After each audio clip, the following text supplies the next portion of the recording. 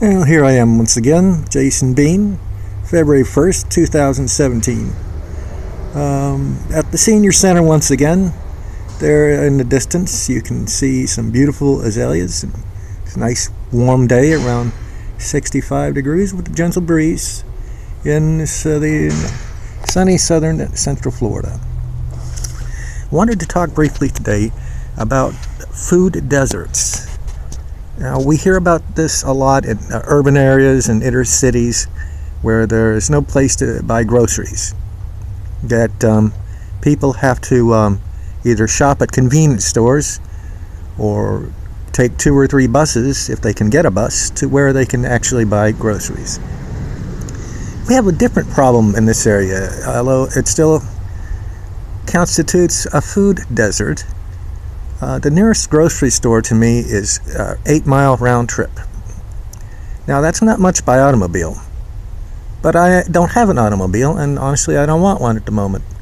They're expensive, they're noisy, and they're a constant nuisance unless I can earn money with a truck, which is what I prefer, a pickup truck, or unless I have a job that I need a car to get to. To me, it's not worth the effort, and it does tend to make my neighbors crazy because they're all gearheads. So I get up and I walk, and when I get my hand back, it's getting better. See, got the cast off. Showed you that the other day. I'm still wearing an ace bandage though. I'll be bicycling again when I have better use of this right hand, so that'll be fine. But until then, I'm on foot, and it's damned inconvenient to walk 4 miles, do my grocery shopping, and walk back. I can't carry a whole lot. Have a decent backpack, but it's wearing out. I got another smaller one, so I'll be able to carry even less when the one I'm using wears out. I'll show you the pack another time. But the difficulty is here that we are transitioning from a rural to a suburban area. And when it was a rural area, most people were growing a good deal of their own food. Vegetables, of course, gardening, also poultry, chickens for eggs and meat. Some people did other forms of poultry. I raised ducks myself. We had a few geese around, guinea fowl, that sort of thing. Also rabbits.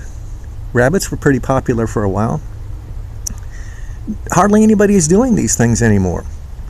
Some people also raised hogs, and we raised cattle, and we were pretty successful with that for several years. But after a while, my parents weren't well enough to take care of them, and I wasn't living at the farm at the time, so they had to give up on that. We also had citrus everywhere when I was a kid. Now all the groves are gone except for one. I'll show you that sometime. And the suburban areas that have replaced it, everybody's dependent on automobiles. A lot of people still have pickup trucks, but they're very luxurious and elegant things. And they all drive to get their groceries and drive back again. In fact, they drive everywhere. I was at a meeting of the Native Plant Society last year at the local community center. Everybody drove to get there. Now, you would think these would be environmentally conscious people because they're very concerned about preserving Florida's native plants. Not so much the atmosphere, not so much the landscape, just the native plants. In fact, when the meeting was over, they're all going to drive over to a local restaurant, a Beef O'Brady's, and share meals and beers and conversations extending beyond the native plant concerns.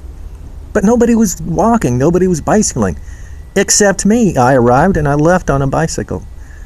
I like for people to think about what we're doing to ourselves and our environment by driving everywhere we go. And I also like people to think about how damaging suburban development is to the natural environment. I know people have to have a place to live, but can't we draw the line somewhere? That's all for now. Thanks.